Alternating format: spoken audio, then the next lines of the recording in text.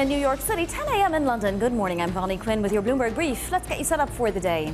Yen intervention. The US and Japan warn they won't hesitate to defend the currency further after their first joint action in 15 years.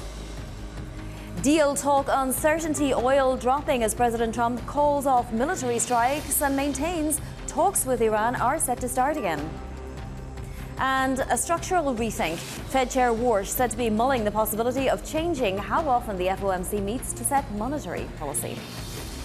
Quite the session across Asia once again with volatility in Korea and intervention in Japan. Let's get to Winnie Su for the latest from Hong Kong. Winnie. Yeah, good morning, Bonnie. Well, another very exciting day for the Japanese yen. We did see the yen strengthen by as much as 1.4% earlier today. It did pare back most of those gains, but still investors are on speculation that there might have been another round of intervention, or maybe it was just some jittery around traders as well as some algorithm in the background. But for now, we are not exactly sure what has driven that strength. But what we know is that this strength in the Japanese yen pressuring Japanese stocks which have a big exposure to exporters that usually benefit from a weaker yen. And when it comes to the yields, we did see also two-year yield rising on the back of expectation for the Bank of Japan to raise rates earlier. Now, flip the board, we take a look at the broader Asia market because overall Asian stocks under a bit of pressure despite the lower oil prices supposedly providing some support for the market sentiment. We are still seeing South Korea's Kospi index leading declines today, down more than 5%, reversing some of those 18% surge back on Friday. Now, another bright spot that we see today in our region is textures in Hong Kong, led by Alibaba after the company announced this new AI flagship model that has performances on par with that of Anthropic's products as well. All right, Winnie, thank you so much. Winnie Su there in Hong Kong. Now let's get to London for an update from Europe. Here's Justina Lee. Good morning, Bonnie. Now, I feel like we've seen this movie again because once again, there are hopes for kind of deal talks, and then once again, oil is down. So naturally, we are seeing gains for the stocks Europe 600 today, led by a lot of those cyclical names such as car makers. And actually, the German DAX index is near a record high again. And now, of course, it's also a great day for bond yields. I want to highlight the UK move in particular because the 10-year gilt yield is down 8 basis points today, and that's outperforming the rest of European bonds. And relatedly, that might be why the pound is depreciating a bit today, even though generally we're seeing a bit of dollar weakness on the back of that yen intervention. Now, if we flip the board here, we've heard a lot about those yen moves, but interestingly, according to what my colleagues have reported, the U.S. might actually have intervened via the Euro-Japan cross rate in order to not be selling the dollar. And so if we kind of see that exchange rate here, we can see a big plunge, that move over the last 3 trading sessions, all thanks to that surreal joint U.S.-Japan action. Yeah, Justina, quite the move, and a 4.3% move versus the U.S. dollar as well. That's Justina Lee in London. Here in the US, we are coming into August on a positive note after so much was digested by the market last week and more to come this week. Futures pointed higher, really across the board. If we look at yields, they're coming back down just a slight bit on gas and oil prices coming back down, about 3 to 4 basis points apiece.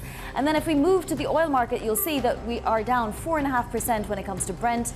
And we were actually down more than that earlier, but Iran came out and said, hang on, there are no negotiations with the US right now, just negotiations with Oman. Nevertheless, President Trump did insist they would be restarting this afternoon. So here's your picture, Brent crude below 85 and WTI below 81. Let's get to some individual movers now with Chloe Mele in London. Good morning, Bonnie. Let's start with some M&A this morning. Bristol-Myers and AstraZeneca are said to have explored a merger which would create one of the largest drug makers in the world. We've seen actually AstraZeneca investors be quite skeptical about this potential tie-up, and that has dragged down the shares in London. But then for Bristol-Myers, it seems that investors are a little bit more enthusiastic about this potential deal, and we're up almost 8% for that pharmaceutical company in pre-market trading this morning. Moving on to another M&A story, we've got Atkore, which is an electrical equipment manufacturer, getting bought by Prysmian, an Italian company, in a deal that values it at $3.8 billion, including debt. We are seeing that really drive the shares this morning. We're up more than 26%. And finally, the plumbing and HVAC supplies company Ferguson is up this morning as it is set to join the S.p.A 500, replacing Electronic Arts, and we're up almost 8% on the back of that as well this morning. And speaking of which, we're going to be speaking with the Prysmian CEO this hour on that particular deal, Chloe, so thank you very much for that. We're also going to be speaking with Rebecca Walser from Walser Wealth Management on a potential revamp at the Fed. And again, as I said, Massimo Battaini, CEO of Prysmian, later on. But first, the US and Japan take joint action on the yen. We will not hesitate to conduct further joint intervention. The Japanese Ministry of Finance and the US Treasury will take decisive actions if any disorderly movements are detected. We are prepared to take actions at all times. We have a good relationship with Japan. We're very strong, very, very strong financially. They have a weakening yen, and they wanted a little bit of help, and we're always there for Japan. Joining us now from Tokyo is Bloomberg's Alice French. So we saw a 4.3% strengthening versus the US dollar. Alice, is this enough to scare the bears away? Morning. Yes, I mean, that is the big question, and we're closing out really a wild few days here in Tokyo. As Winnie mentioned, we did have another sharp strengthening in the yen this morning around 9:20 a.m. local time. Now, the yen has given up most of those gains, but it's still trading stronger than it was on Friday night. And I think the general consensus here is that the message from both the US and Japan side is that this is not a drill. This is not a time to be betting against the yen. The authorities are serious about this. We had Finance Minister Katayama coming out this morning with some sort of verbal warnings again, saying that she is willing to take actions. We haven't had confirmation from the government either way on the move this morning, but it certainly seems like this intervention may stick longer than perhaps those previous ones that we've seen in recent months. In 2024, though, Alice, the yen tumbled all the way to below 140. For a moment, it had been above 160. Is that the kind of move we're going to need to see in order to reset this market completely? Yes, I think the jury is out on sort of how far it can really strengthen. And of course, in the background, we do have the BOJ. And a lot of what we've been hearing here on the ground today is that it really probably will take at least another BOJ rate hike to really sort of make these gains stick. Now, of course, the BOJ on Friday held rates and didn't really come up with a huge amount of extra hawkish language. But a lot of people now saying that there may be an acceleration in rate hikes, and that may be what is needed to really sort of cement these gains. Now, of course, the fact that we have pressure from the US side, this is the first time that they have conducted joint intervention in 15 years, does make it seem more serious. But, history would show that intervention gains do not usually stick for more than a few weeks. Of course, we have in the background worries about Prime Minister Takaichi's extra fiscal spending. And of course, in the background, the dollar strength and everything that's going on in the Treasury market too. So I think it really remains to be seen whether this is enough to make a lasting change. Yeah, I mean, JGB yields are climbing. Markets pricing in about a 93% chance of a hike for October, Alice. But, I mean, September comes before October, and there's even the possibility of an emergency hike. Are markets not anticipating that at all? There are certainly some voices here today that are saying that that may be on the cards. Of course, we haven't really heard anything extra from the BOJ since Friday. And as you say, October does still seem to be the favourite option. Now, of course, if the BOJ does go ahead with hikes perhaps more quickly than people had expected, that can also weigh on other assets, including, of course, the stock market, which has really taken a battering today, particularly those exporters, those automakers, which do benefit from a weaker yen because of the exports. So there's a lot of balancing to do here, I think, for the government and the BOJ. All right, Alice, thank you so much. That is Bloomberg's Alice French there on joint intervention in the yen. In Washington, Bloomberg learning that Chair Warsh is considering changes to the frequency and timing of the central bank's policy meetings. Let's get more with Bloomberg's Alistair Bull. Alistair, what would it mean to this market if the Fed chair, I guess in concert with the FOMC, decided that 6 meetings were enough per year to talk about monetary policy? That's an intriguing thought. So it would push the number of policy meetings from 6 to 8 weeks between them. That would be consistent with what we've heard Chair Warsh talk about to reduce the market sort of finger trigger reliance on utterances from the referee and to play the ball and not the ref. So I think that they would adjust reasonably quickly. The other intriguing component of the reporting was that they would look to try and align the meetings more with the schedule of data releases. And that just makes common sense. I mean, if you can hold a meeting with as much information as possible in front of you, that would be a good thing, rather than the situation at the moment when they meet on a Tuesday and Wednesday and then you have a big data release on the Thursday or payrolls on the Friday, and they've kind of been flying blind. So, I mean, I think the market will be intrigued. On the paper, it doesn't seem such a radical shift, and we wait to hear more. But one thing that wasn't discussed in the reporting was whether each of these meetings would still be accompanied by a press conference. And so that's certainly a question we'd like to circle back to. Exactly, and given that we already have meetings scheduled this year for September, October and December, though they don't have to go ahead, you wonder if it would already start to take effect and if some of these meetings would go away. Paul Donovan of UBS this morning making a good point, saying that there would be more time to hear from other Fed personnel, given that the blackout periods would be fewer. So that's also something else to think about, right, Alistair? Would that inject more confusion or more clarity?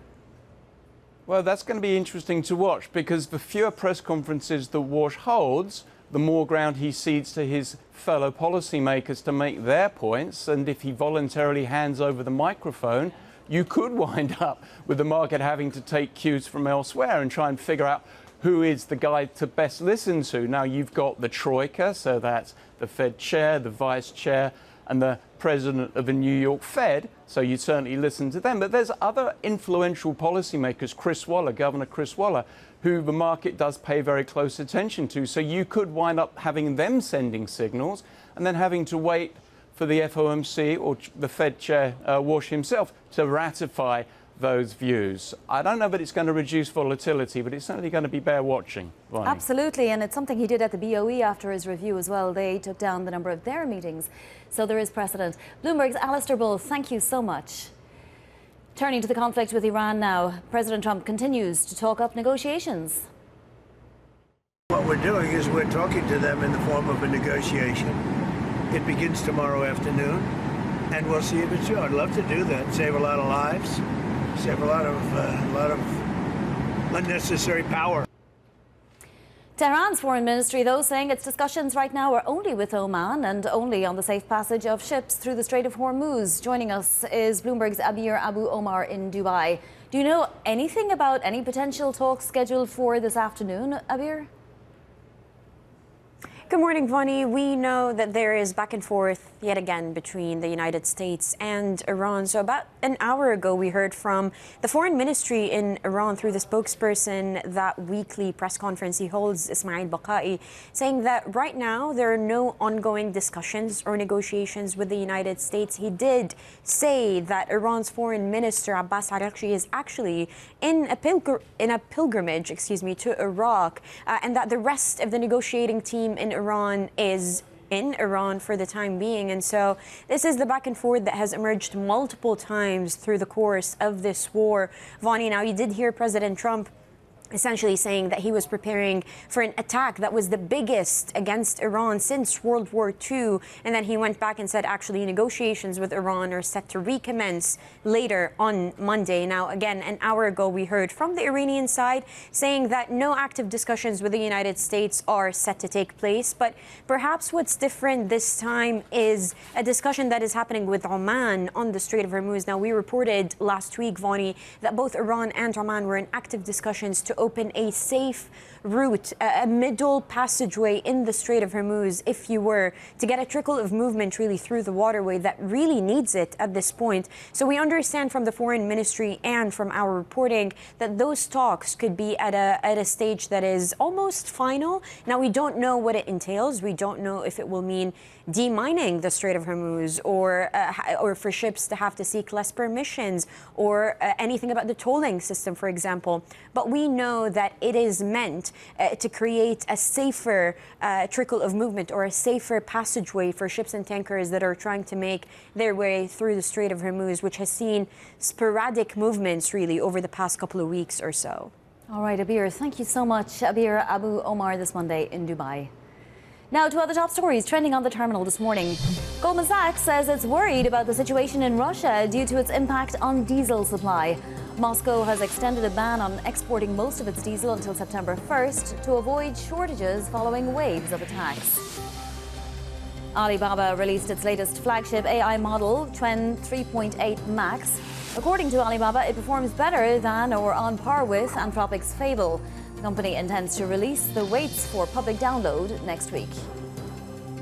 Jefferies is reviewing its exposure to iron ore trader Radiant World following questions over invalid invoices.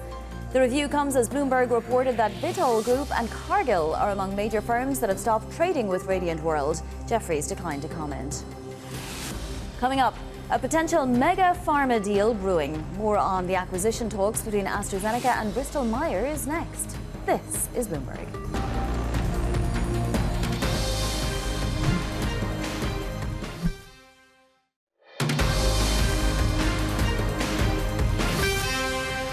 This is Bloomberg Brief. I'm Bonnie Quinn in New York. Some breaking news now. Bank of Japan data suggesting Japan intervention of about 5.3 trillion yen on Friday. So again, we're getting figures on that Friday intervention. 5.3 trillion yen suggested by Bank of Japan data. Shares of AstraZeneca getting a hit in London. That's after a report on an acquisition by Bristol-Myers Squibb potentially.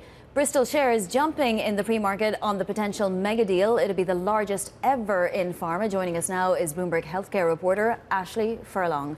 So Ashley, the markets certainly seem to think that this is going ahead. Tell us about the origin and where these talks stand, if we know. So unfortunately, we don't know that much. We know that there were preliminary talks. We don't know if those are still ongoing, if they have concluded with no deal, and we haven't had any statement today on the record from either Bristol or from AstraZeneca. What we do know is that investors, AstraZeneca investors at least, are seeing the deal in a very negative light.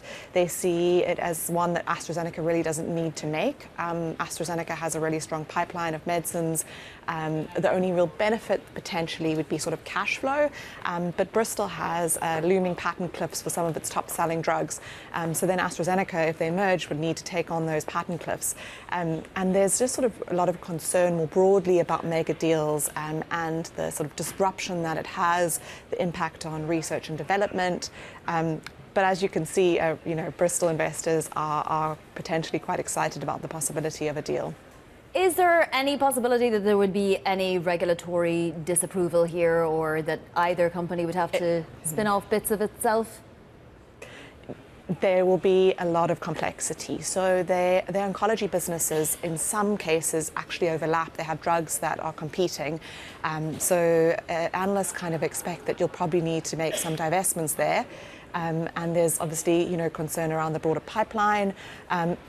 There's also the sense that this is possibly the only time that you could probably actually manage to do the kind of deal at this scale with the current US administration. So there is the sense that if a deal of this size was ever to be done in the pharma sector, it would be now. But it'll definitely have a lot of hurdles, and not least also in the UK, where we saw in, over a decade ago, we saw Pfizer actually try and make acquisition of AstraZeneca, and we saw massive pushback from the UK government on that. So we can expect the UK government as well to have a lot to say, as well as the US government, of course. Ashley, has AstraZeneca the heft to do this without saddling itself with a massive amount of debt? They do, and so I think that there's not necessarily concern around whether this is possible. It's more whether it's a good idea, and I think that that's the big concern here, is that it's not. Investors don't see it as a good idea for AstraZeneca. What it could give them is access to the US market. Big, broad access. Obviously, they already have a massive presence in the US. So that is another benefit it could give. So obviously, Bristol will have a large commercial footprint that AstraZeneca would be able to access. And we've seen AstraZeneca increasingly sort of pitch itself as an American company, even though it's headquartered in the UK. So that is another potential benefit for AstraZeneca. All right, Ashley, thank you so much. That's Bloomberg healthcare reporter Ashley Furlong. Coming up, a look at what else is making headlines. It's your front page news next. This is Bloomberg.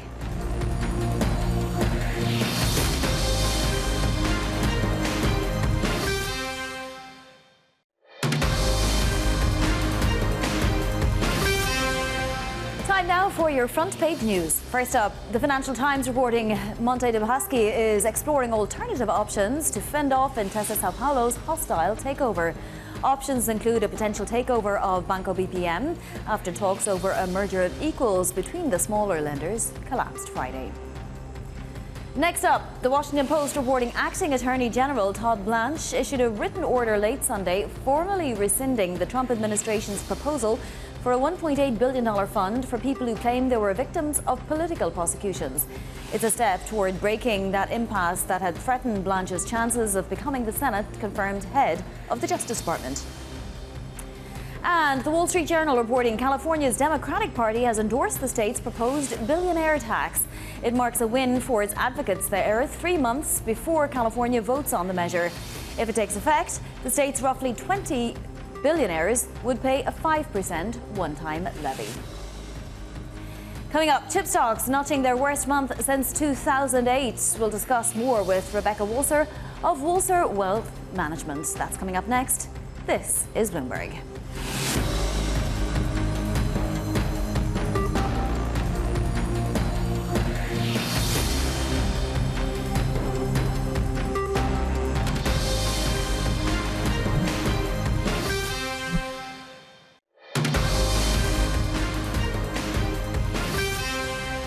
It's 5:30 a.m. in New York City, 10:30 a.m. in London. Good morning, I'm Bonnie Quinn with your Bloomberg Brief. Let's get you set up for the day.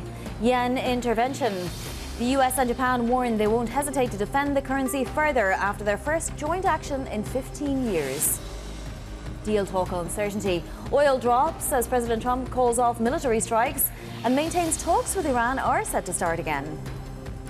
And a structural rethink, potentially. Fed Chair Warsh said to be mulling the possibility of changing how often the FOMC meets to set monetary policy.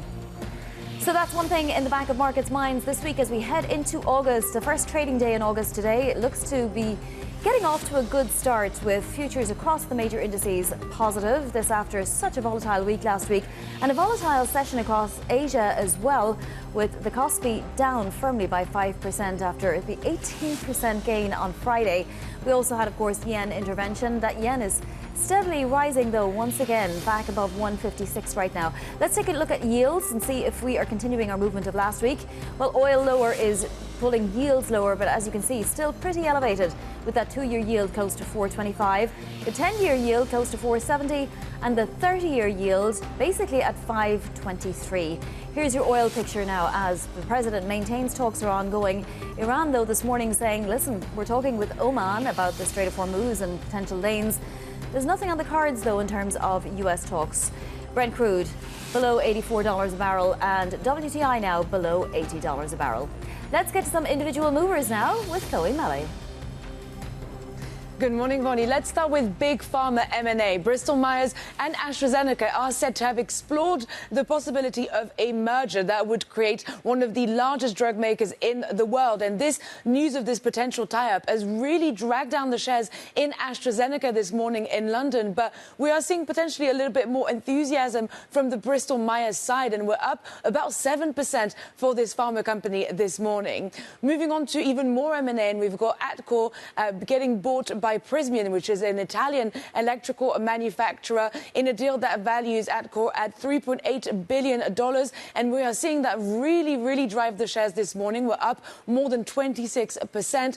And finally, Ferguson Enterprises, which is a plumbing and HVAC supplies company, is up this morning as it is set to join the S.p.A. 500 this week, replacing Electronic Arts, which is getting acquired. And so we're up about 8% this morning for Ferguson.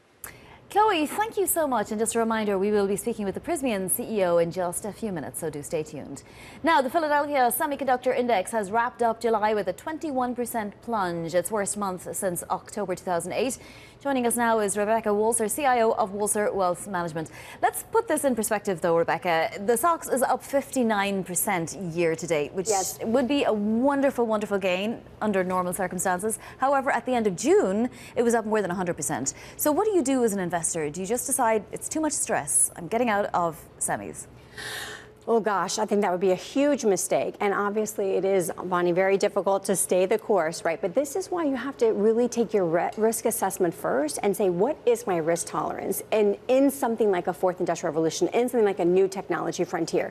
And if you look back at, and I hate to use this, but if you look back at the .com, you'll see this same type of thing. Like monetization doesn't really know where it's going to land. So sometimes it overshoots, right? And then we come back down to reality. So you have to understand that is normal in new technology, and so if you have the tolerance for it, then invest and then stay the course. Because if you set your mind to this is normal, I'm going to stay the course, then I think 3, 4, 5 years from now you're going to be very, very happy. If there is serious competition from China, though, perhaps there won't be as much pricing power for these semiconductor stocks, particularly the memory stocks and just the general AI infrastructure stocks. This is the biggest concern.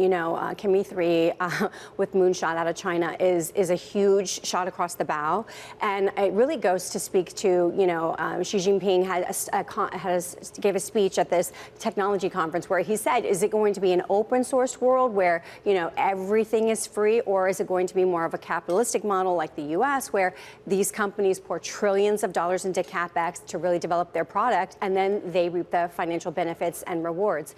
And I think that it's fine for Xi Jinping to go up there and say that, but we all know that his country is actively stealing IP. That is their business model. Let's get the IP stolen. I'm not saying that Kimi 3 is stolen, but I'm saying that if China can do things faster and cheaper, and it might not be as good, but it's good enough, then that does have a really big impact on our capex spending and our U.S.-based growth around this AI and frontier. So would you be recommending that people take some chips off the table, some profit off the table, and perhaps put it to work somewhere else? And where would that be? I definitely think you have to have investment of breadth. We can't have just everything in AI, especially because of what I just said at the beginning. It's always very volatile.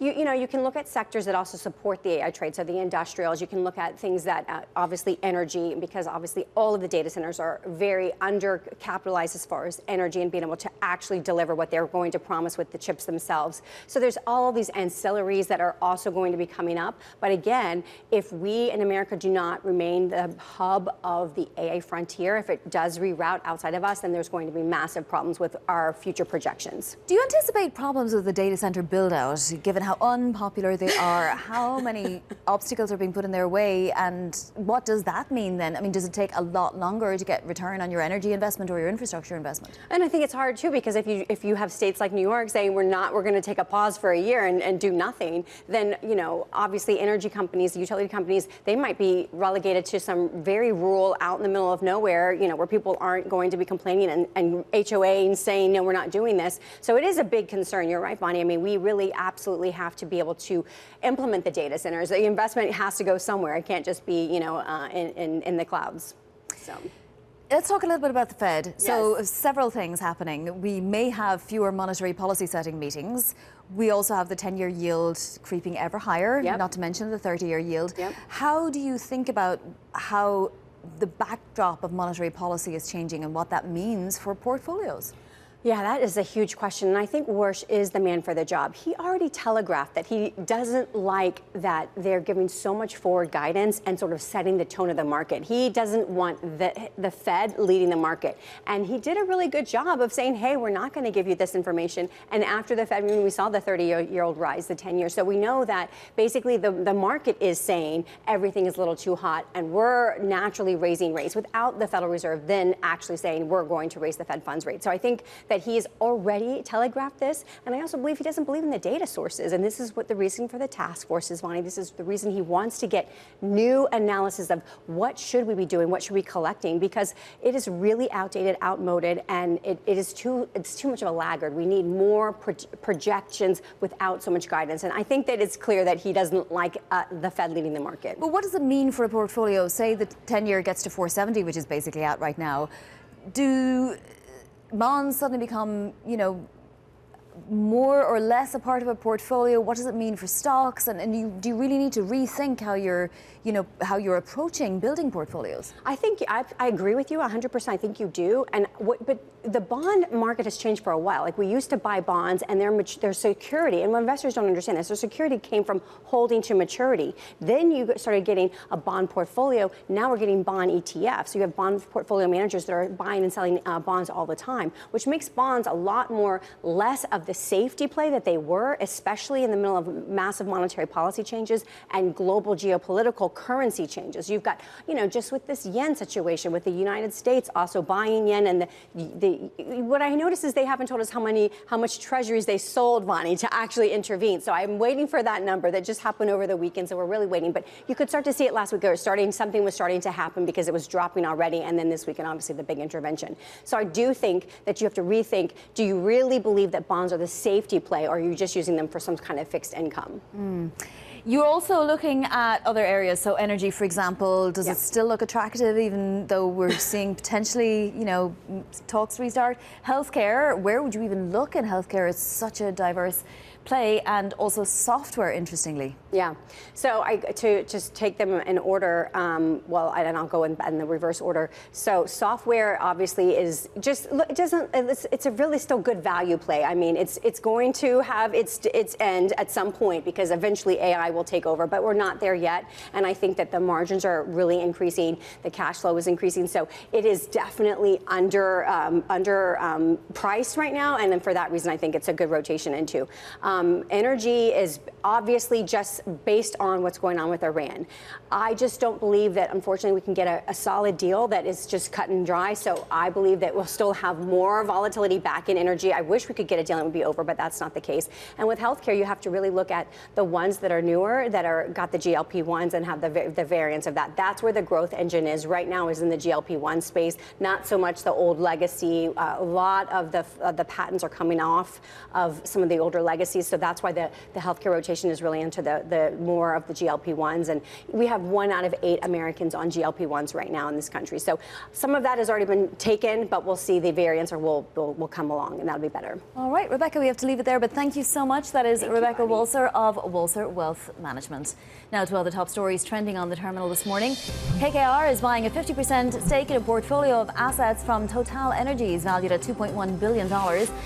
The stake is the latest in a string of green power deals for KKR. The KKR deal is part of Total Energies' strategy of offloading stakes in renewable projects.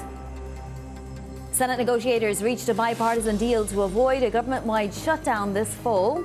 Senate Majority Leader John Thune plans to bring the measure up for a vote this week ahead of the chamber's August recess. Republicans move to take a shutdown off the table ahead of the midterms.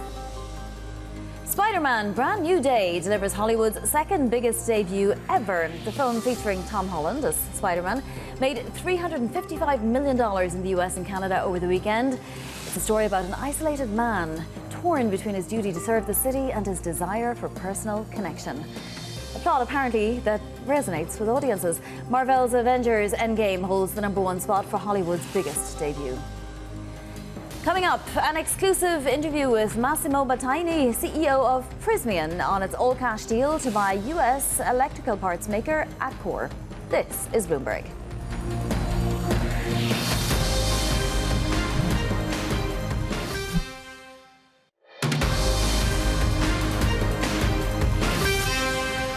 This is Bloomberg Brief. I'm Bonnie Quinn in New York.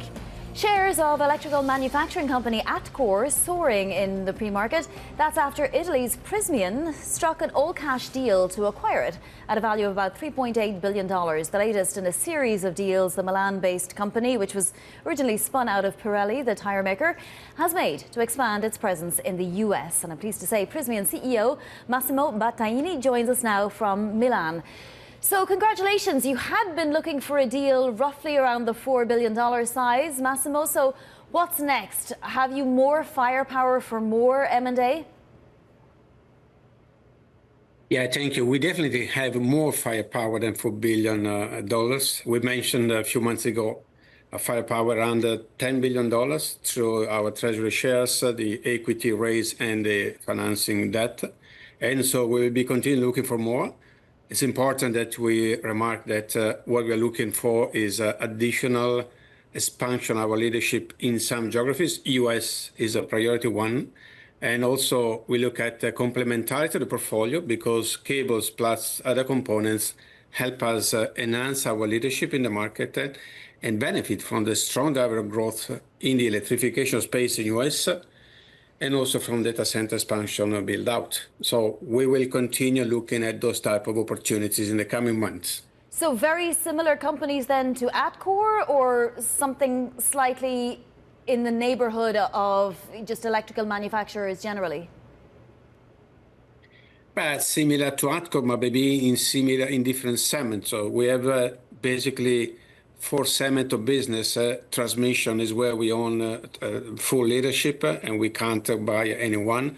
But in electrification, in power grid, and in digital solution, it is where we can complement our portfolio with a similar company to Atkore. So adding something to our cable portfolio so that we can package cables and components and installation devices, all the stuff of sensing, for example, to strengthen our leadership in the market. And you're looking primarily in the US. Do you have targets in mind yet?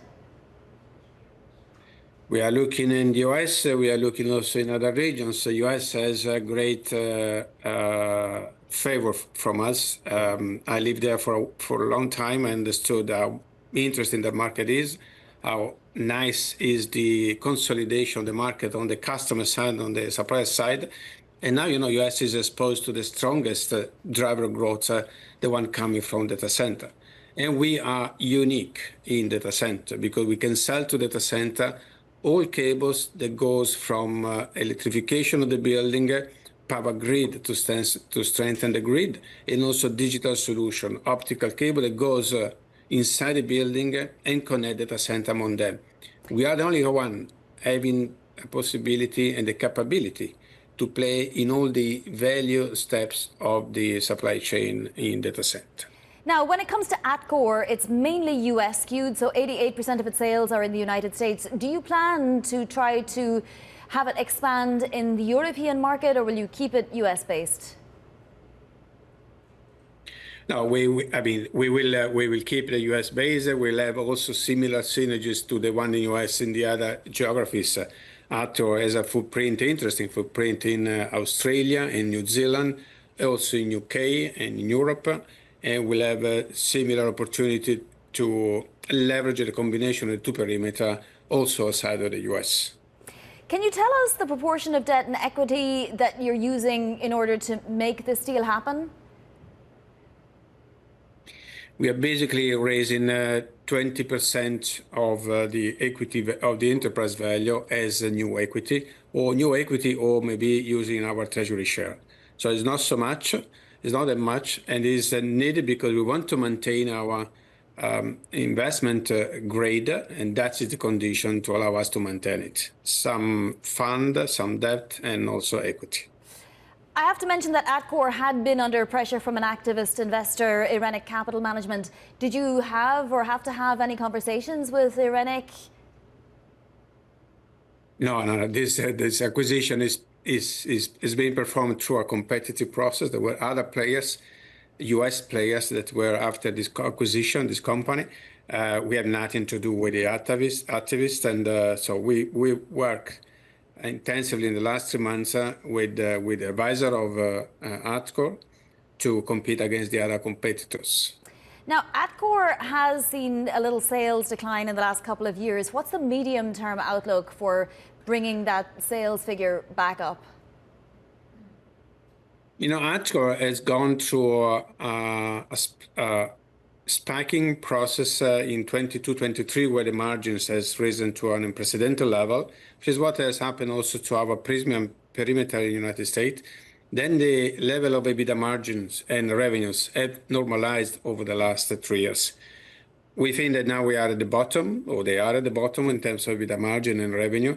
And from now moving onwards, there will be different drivers from the market helping us restore higher profitability and growth in revenue, alongside 150 million of EBITDA coming from synergies. 60%, 70% of synergy will be extracted from commercial opportunity. So the idea is to package cables with component and sell more, gain more share of wallet within our distributors, with the common go-to-market also Atkore. The rest of the 30% synergies will be basically about organization, procurement, and operations. So consolidation of footprint in US.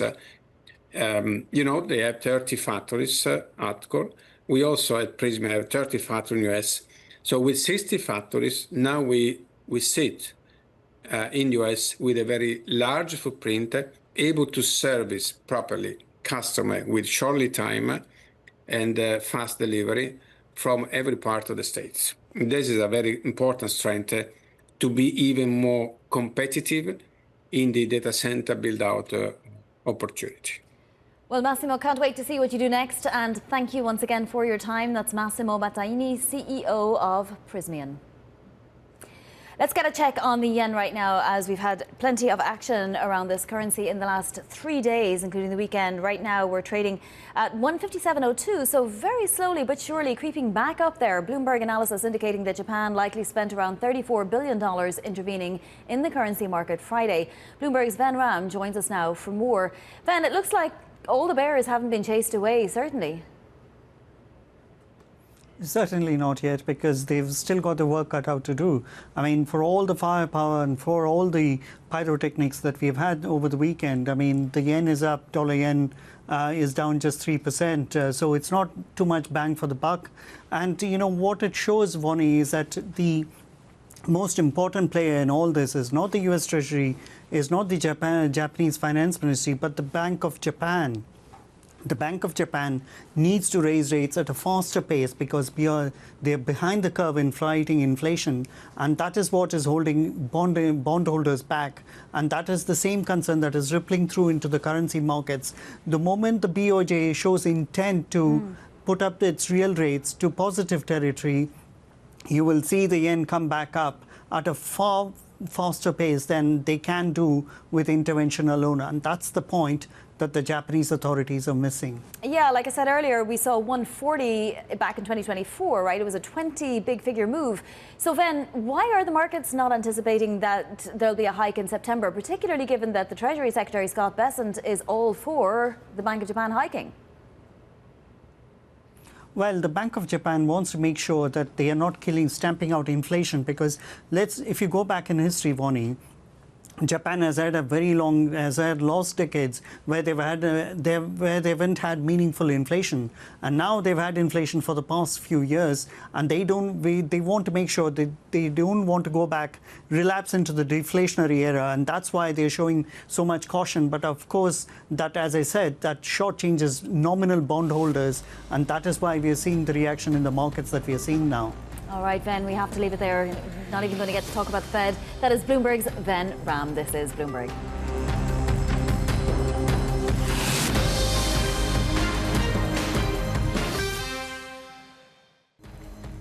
Now, look at what's ahead this week, your first trading week in August. First up, SpaceX's first earnings report coming on Tuesday with a lockup expiring 2 days later. That's followed by Novo Nordisk and Disney on Wednesday. We'll keep a close eye on Fed speak throughout the week, starting with Schmidt and Cook on Wednesday, and wrapping up the week with the jobs report Friday. Here are some micro movers. Atkore surging before the bell after an acquisition from Italy's Prysmian. It's following the US electrical products maker at about $3.8 billion. Also, AstraZeneca looking to acquire Bristol-Myers, said to have had talks, and that's causing Bristol-Myers to soar. Alibaba out with a new trend model, and it's supposed to be able to rival Anthropic's major model, sending those shares higher. This is your macro picture for your day ahead.